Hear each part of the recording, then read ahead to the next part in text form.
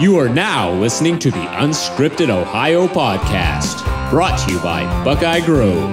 For all the latest Buckeyes news, analysis, reaction, and the best Ohio State community on the entire internet, head over to buckeyegrove.com or follow us on Twitter at Ohio State Rivals. Without any further delay, it's time to get unscripted, broadcasting from Podcast Central, a place that is not his mother's basement. Hey, Ma! We get some meatloaf! We promise. Here's your host, Kyle Lamb. Hey, Ma! The meatloaf! It's Friday, everybody. Welcome back to the Unscripted Ohio Podcast, presented by BuckeyeGrove.com. I am your host, Kyle Lamb. We are 24 hours plus away from the big showdown in Indianapolis, the Big Ten championship game. Ohio State rescuing the season after a big win against Michigan last weekend. They will play Northwestern tomorrow night on Fox in the championship. It is a chance for Ohio State, of course, to get to the college football playoff, which I am going to talk a little bit about here in just a minute. We have Louis Vacar. He is the publisher of WildcatReport.com. He will be joining me here in a few minutes, and we will preview Ohio State Northwestern from the Northwestern perspective. This is a huge game for the Wildcats. They are really amped up out there in Evanston, Illinois. And I mean, why shouldn't they be? This is not a thing that comes around very often for Northwestern football. It's kind of an interesting matchup for Ohio State because, you know, on the surface, on paper, Ohio State fans, you want to be really confident about this game. Ohio State is favored by a couple touchdowns. This is a Northwestern team that quite simply just does not have the explosive type of athletes that's given Ohio State trouble. They're a sub-100 offense in the S&P Plus college football ratings for offensive efficiency. There's just not a lot to like about Northwestern offensively. They're not the type of team. They've had problems with the kicking game and special teams, which I'll get into with Louis here in a few minutes. They really do not do the things that have given Ohio State problems this year. And, you know, I would go so far to say, you know, just at first glance, at first blush, this is a game that I really like Ohio State to continue the success that they had, where they pick up where they left off against Michigan last week. And, you know, I'm going to be right up front. You know, I predicted this game at 41-17 Buckeyes, okay? A 24-point win for Ohio State. I think they've got a chance to put a real hurting on Northwestern. I'm not expecting 59-0 like they did to Wisconsin in 2014, but I do think Ohio State could come out and just really look the part and blow Northwestern out of the water. But here's the caveat, and this is where I know Ohio State fans are really concerned right now, is this has got a chance to be one of those really frustrating games where you sit there and watch it for 4 quarters and you just feel like, man, Ohio State is better, but they're just not pulling away. And that's going to be really irritating and frustrating for Buckeye fans if that happens, because there's a chance where if Oklahoma wins the game early in the afternoon against Texas in the Big 12 championship, that Ohio State really is going to need style points in this one. And I think that that's going to be very nerve-wracking if you're sitting there in the middle of the third quarter and Ohio State is only up 7 or only up 10 points, because you're going to be sitting there watching the game. In the back of your mind, you're going to be thinking, oh, man, you know, if they don't score a touchdown here, they don't get that extra double-digit, you know, lead, Ohio State is going to be left out of the playoff. And I know every single one of you is going to be thinking that. And the problem here is that this is one of those games where Ohio State, on paper, is a lot better than Northwestern, and maybe they should win the game by 2-3 touchdowns, but Northwestern is just good enough and just, you know, feisty enough that this is going to be a 4-quarter game. And it's very possible. And, you know, look, Northwestern is good enough to win this game outright. Now, I don't think that they will, again, because they don't have the big play receivers. They don't have a passing game that's been very efficient this year. They don't have the running back. Isaiah Bauer has Boucher has been really good lately, but he's a big physical back. He's not the kind of guy that's going to turn the corner and boat race Ohio State's linebackers and safeties for 80 yards. That's just not his style. And that's a good thing for the Buckeyes because I don't think that Northwestern is going to put up a lot of points. But you just don't know with their defense if Ohio State is going to come out and do what. I mean, I know we just saw one of the greatest offensive games in Ohio State history given the opponent. What they did to Michigan was absolutely astounding. And on paper, I think that they should score 30, 40 points against Northwestern. No offense to the Wildcats, who have a really good defense. But you just got to wonder, will that doubt set in? If it's a third quarter, in the third quarter, if it's a 7 to 10 point game, even if Ohio State's leading, and even if you don't think that Northwestern is going to have enough to beat Ohio State, which is possible, will that doubt creep into the players' minds? Do they know that they need style points? I know that's not something that Urban Meyer and the Ohio State coaching staff would address with their team, but is it something the players know in the back of their minds? Are they going to play like a team that knows it needs to impress? Dress to impress on Saturday night. That's what Ohio State has to do. They have to go out and put the throttle on right away. In Indianapolis, Lucas Oil Stadium, they need to go out there and be warriors of the turf. Be faster than Northwestern. Get the big plays early, the home run, get up by a couple touchdowns, and keep their feet to the metal, the pedal to the metal. Ohio State needs to win with style points. Now, of course, this is all assuming a couple things. Number one, it's assuming that Oklahoma doesn't beat Texas, which they may not. I have a major issue with that, and I'm going to talk about this in a second. I don't like the fact that Oklahoma is in a position to get rewarded for avenging the only loss that they already have on the season on a neutral field. How nice would it be if Ohio State got to avenge its loss at Purdue on a neutral field? Because they don't get that opportunity, so I dislike the fact that Oklahoma is in a position, conceptually and philosophically speaking, I don't like that the committee could look at this game and give Oklahoma a pass as a quality win for beating a team that already beat them on a neutral field this season. But, Oklahoma could lose to Texas, okay? Texas has a really good offense. We know Oklahoma's defense is horrendous. They're playing, I heard this analogy earlier in the week. They really are playing flag football out there in the Big 12, especially in Norman. Oklahoma's defense is terrible. And it doesn't seem to matter to the committee. They just keep overlooking it and shrugging their shoulders and say, well, no big deal. Ohio State's defense, it's bad, and it's been a situation where Ohio State has had to have their offense keep them in the games because their defense is playing so poorly. But Oklahoma, we don't worry about that defense because, man, that Oklahoma offense is so dynamic, so fun to watch. But they're going to give Oklahoma a pass if they win. And Ohio State fans will all feel a heck of a lot better if Oklahoma loses, because then you can go into that game and, provided Georgia doesn't upset Alabama, then, hey, it's just win, baby. It's Al Davis, just win. And that's all it would come down to Saturday night. If Texas knocks off Oklahoma and Alabama takes care of business against Georgia, then the Buckeye fans can be really calm Saturday night because it doesn't matter if they win by 1 or win by 100. They're probably making the college football playoff.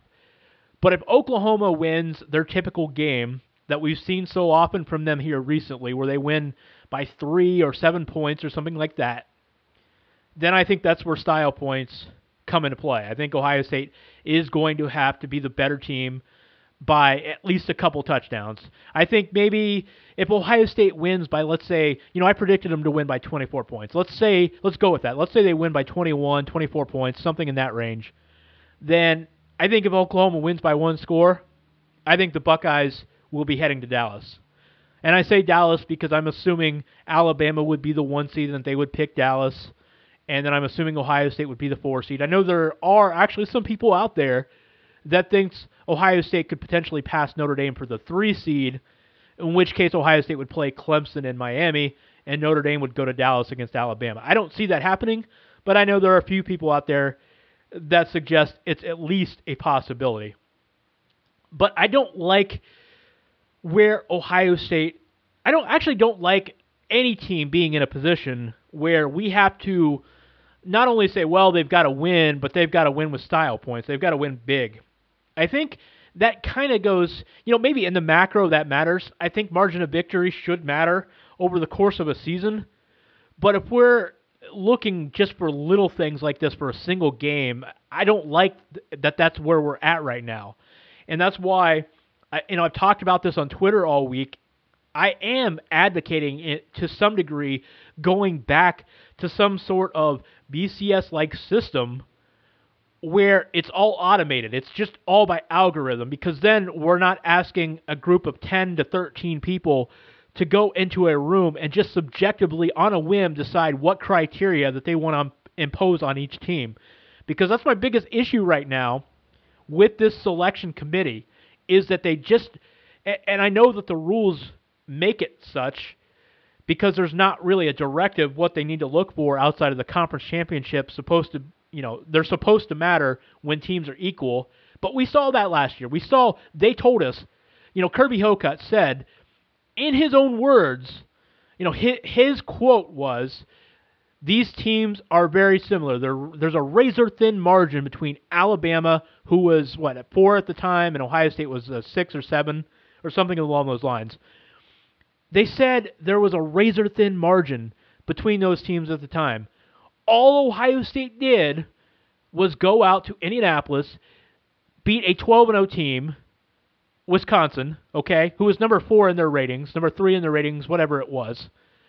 They beat Wisconsin, won the conference championship, and somehow that razor-thin margin between Alabama and Ohio State that existed did not exist after Alabama did not play in their conference title game.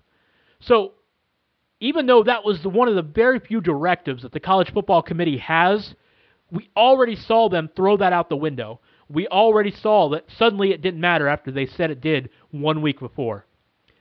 But other than that, the committee has no directives. So we know that they haven't been consistent on the few things that they've actually been told to do. They haven't been consistent with that. But they can make the rules up as they go. They can decide what should matter for one team, what shouldn't matter for another team, and there's no consistency. I didn't like the BCS. There's a lot of things I don't like about the BCS. I don't like the fact that they toss out the best and worst computer ranking, but yet they don't toss out the best and worst votes in the Coaches and Harris polls. And previously, before the Harris, it was the AP poll, until the AP decided to no longer be a part of the BCS. I don't like that inconsistency. I don't like the fact that basically the system said, hey, we think there's bias with our computer rankings, but there's no bias here in human votes. That doesn't make any sense to me. But I would like to go back to something along those lines. I'd like to see a system that's split among computer models. If you want to throw a human poll in there, either having a selection committee or going to the AP or whatever, fine, I'm okay with that. I'd prefer not, but if you have a selection committee, I'd prefer that over AP or coaches voters. Go to a selection committee, a group of 25 to 50 people that watch their task is to watch college football games all weekend, all year long for that matter, and then let them vote and have it be 25% of the vote. Have the computers be 25% of the vote or of the algorithm. Have strength of record matter, strength of schedule, and have like a 10% flag for did you get to your conference title? That's 50%, or 100% if you won your conference title. Little things like that. I'd like to go to a BCS type of algorithm, and in the computer models, I think, I think margin of victory should count to some degree. Maybe not be, maybe cap it, whatever the answer is, cap it at 21 points, I don't know. But I would like to see margin of victory at least matter, and I would like to see the computers play a role. But I want an automated algorithm to decide this, because come Sunday, I don't think it is prudent to have a system where 13 people can subjectively decide the criteria on a whim and have no consistency and no expectation for what they're picking. Because we've already seen them go out of their way to just completely contradict themselves and find reasons to keep Oklahoma in the number 6 spot. and now they're number 5. For the past 5 weeks, they have gone out of their way, mental gymnastics, I should say, to keep Oklahoma right where they're at. And they've only moved them up. They have not moved them down, even when they warranted it. They did not hold Oklahoma to the same standard they have held Ohio State.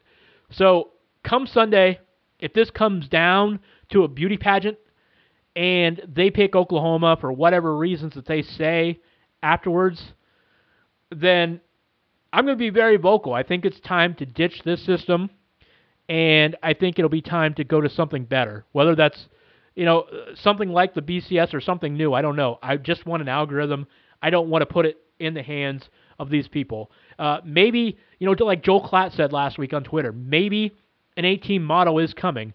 Hopefully that will consist of at least, 5 conference champions, because I think that would help a little bit. I would be less worried about picking 3 at-larges if all conference champions at least get the automatic bid, because that takes some of the subjectivity away. At least that's something tangible. If you win your conference, you've at least earned the spot in the playoff. And I think if you earn the spot in the playoff, those teams that do anyhow, I'd feel a lot less worried about, whether a committee is picking the other 3 spots. I can handle that. So, anyhow, let's get to the Northwestern preview. We'll talk more about the playoff, of course, on the Monday show. We'll recap what the committee picks, whether the Buckeyes make it, and all that jazz. All right, Louis Becaire, publisher of the Wildcat Report, is with me. Louis, it's been an interesting season for you guys. What's it been like before we get into the depth of Northwestern? What's it been like for you covering this team? Well, it's been pretty crazy, that's for sure. In the beginning of the season, I picked them to go 8-4, but there's no way I expected them to get there the way they have. They're 3-4 at home and 5-0 on the road. They're 8-1 in the Big Ten, and they went 1-3. They had that 1-3 start early in the season, and since then they've won 7 of 8 ball games, with the only loss being to Notre Dame, and it's been a pretty wild ride. When you look at, if you look at them statistically, you don't see anything that pops out and say, oh, well, that's how they got to the Big Ten championship game. It's been, they ground it out the whole year, and here they find themselves in the title game with a shot to go to Pasadena. It's been a pretty crazy ride. Yeah, it's kind of funny because at 1-3, I don't think anybody would. I mean, coming into the season, I think everybody thought Wisconsin would win the West again. That was just the foregone conclusion, that everybody had, and especially when Northwestern sitting there 1-3 after a loss to Akron, and then the near miss against Michigan. You just don't anticipate Northwestern being in this position. But I kind of joked on Twitter a few weeks ago, the seas opened up kind of like for Charleston Heston in 10 Commandments, a Northwestern grad, which is an apt analogy. I want to take you back first to that Akron game. I think that's the one that people look at. You can excuse the loss to Duke and more recently Notre Dame, but people look at that Akron game and say, what the heck happened there? And so I'm kind of curious, what it was at that point in the season for Northwestern that caused them to be able to lose a game like that. Yeah, I think all Northwestern fans were asking that very question, and I watched the whole game, and I still wasn't sure how it happened. It was a shocking experience, and not only they lose the game, but they were up 21-3 at the half, and the defense had completely dominated the first half, and it looked like it was in the bag. And then the second half, Akron quarterback Cato Nelson started making plays. He was kind of extending plays, and then he was hit him a few times over the top with some long passes. And then the biggest factor was Clayton Thorson had, his worst half of football in 4 years at Northwestern as the starter. He had 2 pick sixes in that second half, and one of them was a 97-yarder, so they're ready to go in the end zone, and the guy takes it all the way the other way. And then he got sacked and fumbled, and the guy picked it up and scored. So he accounted for 6 touchdowns that game, 3 for Northwestern and 3 for Akron. And it's like the dust settled from that whole thing, and they were saddled with a 39-34 loss. It was a shock. And then, from that point, they played pretty well against Michigan the next week and got a glimmer of hope. And then from then on, they just got the job done. Their only loss is to Notre Dame. Louis, I want to ask you about Thorson because, he of course he had that injury, at the end of last season, and he made a great recovery, and I don't think anybody expected him to be ready to go for the first game this season, but there he was, and he has not had a bad season. I think if you look at his season statistically, it's a lot like last year, but I think there was some optimism that he was going to take a step forward and take his game to another level this year. It just hasn't happened necessarily, at least when you compare this year to last year. Is there any residual effect from his injury, do you think? Or, is it just other ancillary things with the offense that just he hasn't taken maybe that next step forward that people thought? Yeah, I agree with you. It's been kind of a mixed bag for Thorson this year. He's been on a little bit of a roller coaster, too.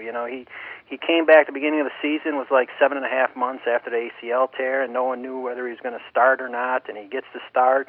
And through the first 3 weeks of the season, he was alternating with backup TJ Green, and they were kind of giving him more and more reps as time went on. And you could tell early in the season it was bothering him. He wasn't as mobile as he had been, and he wasn't kind of driving off that plant leg as much as he had in the past, and you could kind of see the difference in his passes. But starting with the Michigan game, he played the full game, and from then on, he progressed week to week. His numbers aren't great. He's got 14 touchdowns, 12 interceptions, and he's had some bad games. He completed 50% of his passes against Rutgers and against Iowa. He threw 3 picks against Wisconsin, and so it's been a mixed bag. And he's had a lot of pressure too. They've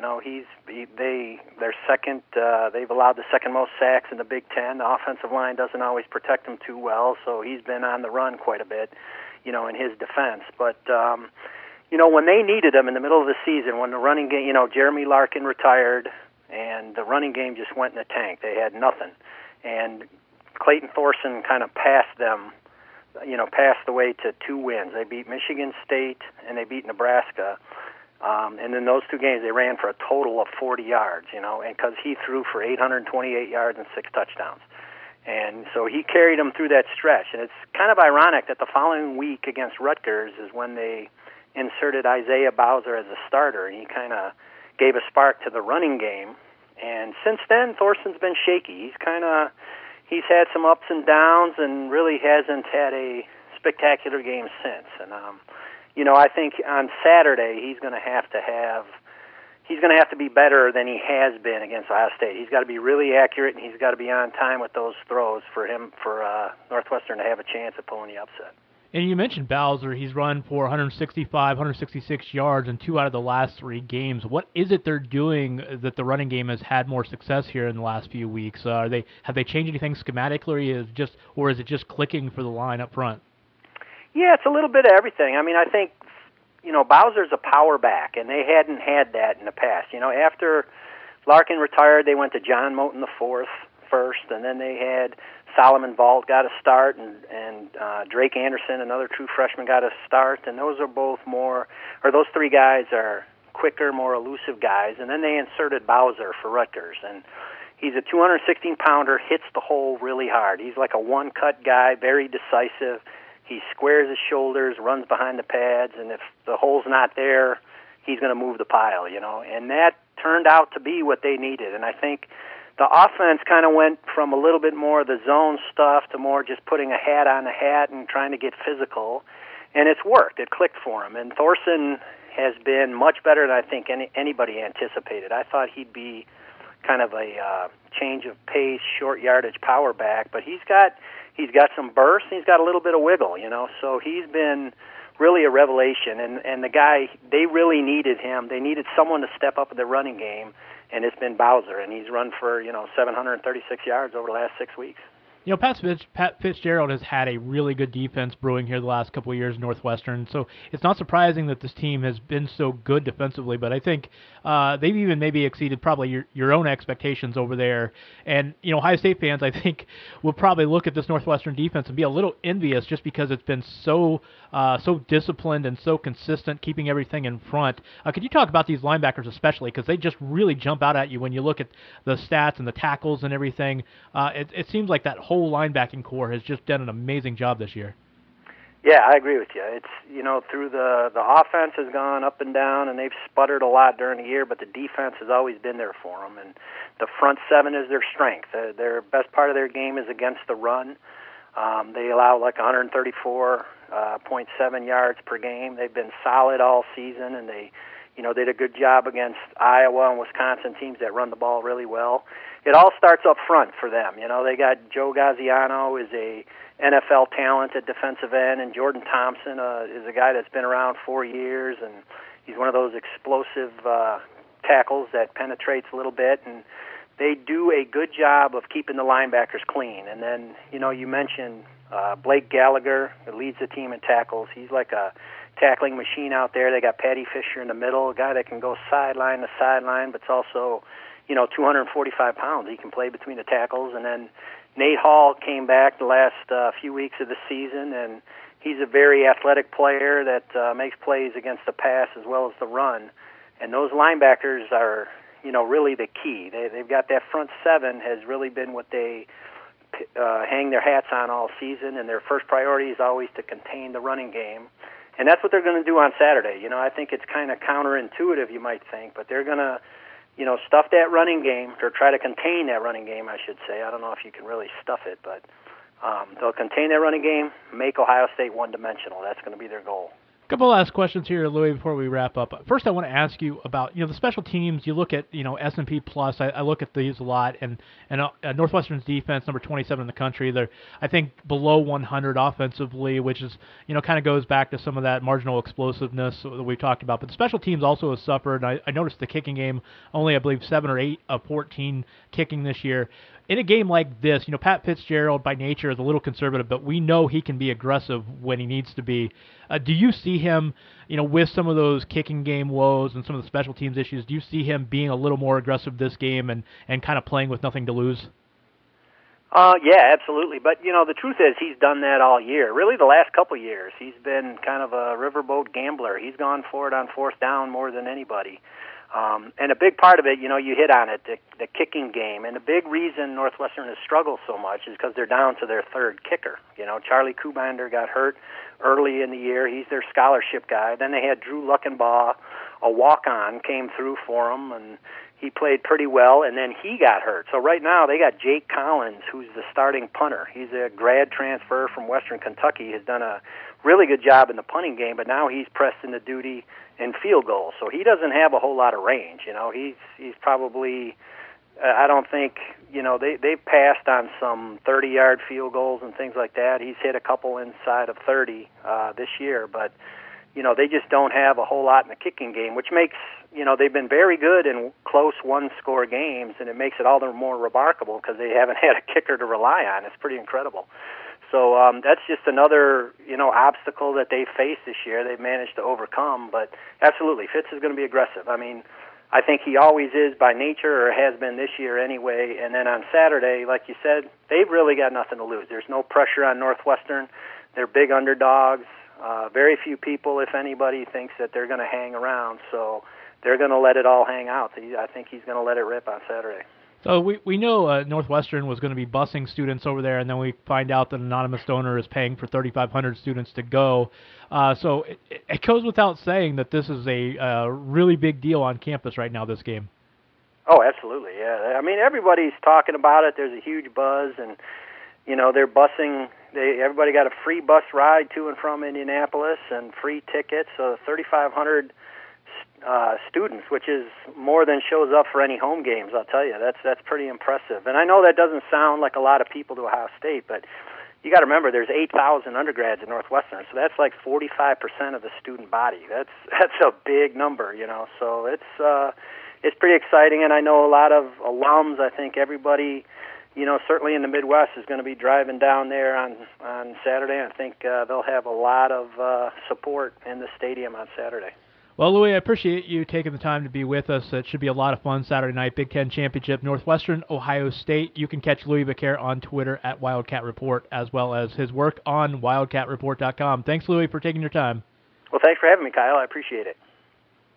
Stretch runtime here at Unscripted Ohio. Kick up your feet as we cross the finish line with the Buckeye Beat, the latest in Ohio State news and notes. Kick the tires and light the fires, Big Daddy. Before we wrap it up, let's get into Ohio State basketball. We haven't forgotten about the Buckeyes. Unfortunately, Ohio State's perfect record coming to a crashing halt at Value City Arena on Wednesday. Now, before I talk about the game itself and what I think it means for Ohio State going forward, I just want to say it was really, really awesome to see the reception that former head coach Thad Matta received on Wednesday. It was great to see Chris Holtmann and Gene Smith put this together and honor Thad. He got a great reception from the fans. It was great to see his name hung up in the rafters. And, whenever Ohio State fans now go down to games at Value City Arena, they will see that reminder of everything that Thad did for the program. Just a tremendous video tribute. A lot of former players speaking out in favor of Thad, and of course he meant so much to them. It really is great. It's unfortunate the way that Ohio State's basketball program kind of fell off a cliff in the end years. Thad finished the last 7 years as Ohio State head coach with his winning percentage going down each consecutive year. And I really think that is something that would not have happened if not for his, botched surgery, the drop foot. And I don't want to blame everything on his health because I think that there were issues with, I just don't think the assistant coaches did their jobs very well down the stretch of Thad's tenure. But I also don't think that the program ever would have wound up where it wound up in those last few years if Thad were completely healthy. You go back, I challenge you to go back to those early years, the 2004-2005 season when they were on probation, didn't go to the NCAA tournament, and they beat undefeated Illinois. 2006, 2007. You remember Thad in those early years, and not just did he look so young. I mean, he was young. He took over the job at 37, 38 years old, but he just had so much energy. He was running up and down the sidelines and, constantly clapping and getting his players into the game and, jumping and yelling at refs. And not that he yelled at a lot of refs, but you know what I mean. I mean, he was very reactive to everything that was happening in a basketball game. And with that surgery, ever since then, with his declining health, I think it zapped his energy, and I think that rubbed off on his team. Because I really believe in basketball especially, and I think this is true in football as well, I think that a coach's personality can transform the team in that personality. I think if a coach coaches with a lot of intensity, I think the team will usually be intense. I think if a coach is very nervous and has nervous energy and is very negative, I think sometimes you'll see that come out in a basketball team or a football team. And so I think Thad's energy really transformed his teams, and when he didn't have that energy at the end of his coaching cycle at Ohio State, it just really seemed to rub off on those teams, and we saw a lot of, I think they took some chances on some guys in the program that they probably should not have taken, guys that did not have the it factor when it comes to showing leadership and intensity on the basketball floor. And so I think they took some chances in the recruiting cycle, and I don't think that they paid off, and I think that combined with the lack of energy that Thad had in those later years because of his health, it just really rubbed off on the program. It's unfortunate. I don't think anybody really wanted to make a change at coach with Thad Matta, but it just came to a situation where the basketball program had gotten stale. It was clearly on a downward decline, and there just wasn't much hope that things were going to get turned around. But Chris Holtmann has definitely turned around in very short order. It is great to watch Ohio State basketball right now. This whole program is going places. This team, I still think, despite the Syracuse loss, is going to accomplish a lot. I really do believe they are a tournament team now. I did not know that coming into the season. I didn't even think that coming into the season that they would be. But I do believe, despite this loss to Syracuse, I think this is a tournament team. And I will tell you why. I think you need to burn this Syracuse tape in your mind. I know you don't probably have it on tape. If you had it on DVR, you've probably already deleted it by now. But you can delete it from your mind, and not just because you want to get rid of the bad memories, But don't pay too much attention to what happened in this game, and don't let it color your opinion of Ohio State basketball this year. As I say in Wizard of Oz, pay no attention to the man behind the curtain. This game really does not. It's not indicative of either team, and I'll tell you why. From the Ohio State standpoint, look, they struggled against the Syracuse 2-3 zone. There's no question about it. I thought the one thing that really was concerning from this game was the way Ohio State handled the length of Syracuse up front.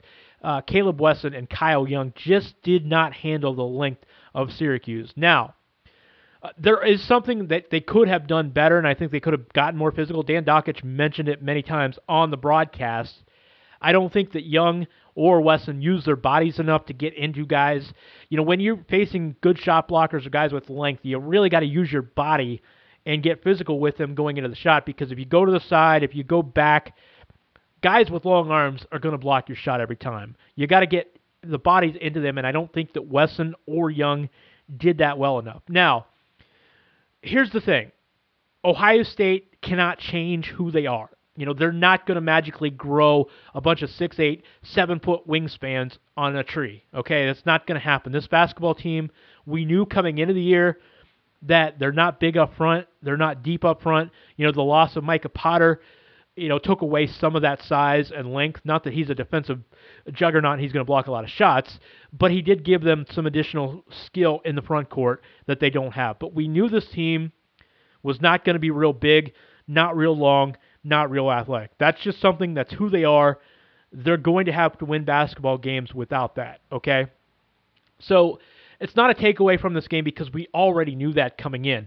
However, I will say on the bright side, Ohio State is not going to face very many teams that have that kind of size up front. There aren't a lot of teams that are built with 3-4 guys that are 6'7", 6'8", 6'9", 6'10", with long arms on the floor at the same time. There are not a lot of teams out there that are like that. There are a few, but not a ton. And Ohio State is not going to see that again. They're especially not going to see that 2-3 zone again this year, barring facing Syracuse in postseason play. So that's the good news here, is that Ohio State is not going to be in a position where they're going to be at a great disadvantage like that again. It's just not going to happen. The Big Ten does not have a lot of teams like that. Minnesota is a little bit like that, but Minnesota's backcourt is not very good right now, quite simply. So Minnesota's a matchup problem, which, by the way, ironically, Ohio State will be facing Minnesota this weekend. So facing that right after Syracuse is problematic on its face, but they're also not going to face the 2-3 zone that Syracuse had. So we'll see how they handle the size up front against Minnesota. But there just are not a lot of basketball teams in the Big Ten that are going to present those problems. The other part of it, I thought Ohio State handled the Syracuse zone fairly well. They passed the ball, got it into the middle a little bit. They attacked the back line. Maybe not as well in the second half as they did the first half. They went into a couple lulls in the second half, and that cost them. They, of course, weren't shooting very well. But here's the other part of it, is on the defensive end, I'm not going to say Ohio State played great basketball defensively, but I also don't think it was bad. And, you got to understand about the Syracuse team. They came into the game shooting 23% from three-point range. They shot 50% in this game. They came into the game shooting 68% from the free throw line. They made 90% of their free throws, only missing 2 all game long. Thing about shooting is that there's not as much defensively. You can be really lucky or really unlucky, because studies have shown, 3-point defense, for instance, the ability of a team to defend the 3-point line comes not from actually giving up shots, but it's not from preventing makes or misses. It's not from preventing misses, I should say, but it's actually preventing the shot in the first place. So a true defense is going to stop you from getting a shot up in the first place. Okay, once you already get the shot up, despite the fact that coaches will tell you they want, good closeouts to try to, mess up the shot, there's just not a lot of evidence that actually matters in preventing field goal defense. So, a good defense just won't give up a lot of 3-point attempts, but a good defense is not going to change the result. And if you want proof of this, if you look back through the last several years in college basketball, if you look at three-point percentage defense, you're going to find the standard deviation at 97% is going to fall within roughly 3 to 5% of the national average 33%. So you're going to see most teams, almost 97% of teams, typically are going to fall within 36% to 30% given up on field goal defense. So in a case where Ohio State giving up 50% three-point attempts to Syracuse, a team that was making 23%, that's really a lot of bad luck. And I think you take away the shooting luck from Syracuse if they make closer to their averages. They're not going to wind up shooting 23% for the entire season. But if you give them 30, 33% in this game, you give them, 75% free throws, this game is a lot different. In the second half, you wind up seeing a game that's nip and tuck and Ohio State has a chance to win. But as it was, the way it played out, Ohio State winds up losing by 10. All I'm not saying that Ohio State played a perfect game and didn't deserve to lose. I'm just saying there was a lot of luck and there was a lot of uniqueness to this matchup that probably will not manifest itself in this kind of way all at once in another game this season for Ohio State. They're going to lose some more games. There are teams that are going to be bigger or faster, stronger. They're going to shoot better. And, there are some times where Ohio State either won't shoot well on offense or will give up that kind of day on defense. It's not the last time these things will happen, but I think this game as a whole, with everything that happened around it, it's just so unique. You got to burn it from your mind because this is not going to happen to Ohio State. What happened on Wednesday will not see itself happen with all these things all at once another time this year. It just was a really strange, unique matchup for Ohio State. But the Buckeyes, like I said, I actually think this is an NCAA tournament team. I think you can throw this game out the window. There are some things, like I said, they can't change the size, the length, that kind of thing can't happen. It's not going to get better for this year. But I also think the defense is going to continue to improve. I think they're going to be a top 15 efficiency defense by the end of the year, and I think the offense will keep getting better. Luther Muhammad, of course, his shoulder popping out of place, dislocating his shoulder, that's a concern. We'll see how long he's out. I'm not a doctor, but I know the original estimates without surgery are 3 to 4 weeks. And then if he has to have surgery, it could be a lot longer, possibly even season.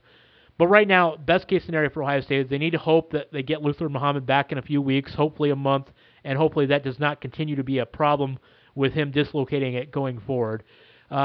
Luther is a key to the season. I think if for some reason they do not get him back in a few weeks and he winds up being out most or all of the season, that could change the NCAA tournament credentials quite a bit for Ohio State. They really need to get him back. But for right now, I'm going to assume he'll be back in a month or so.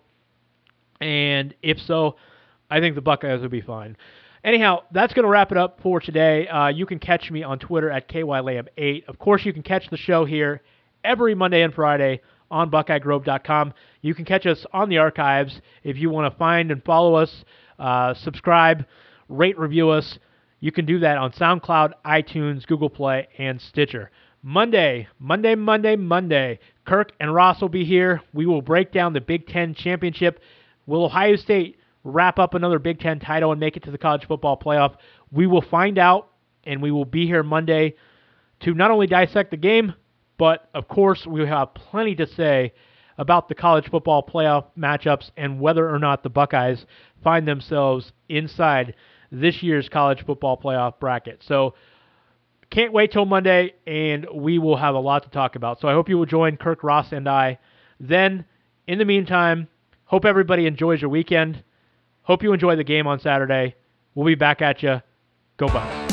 You can get new episodes of Unscripted Ohio on Mondays and Fridays exclusively at BuckeyeGrove.com or anytime on SoundCloud, iTunes, Google Play, or Stitcher.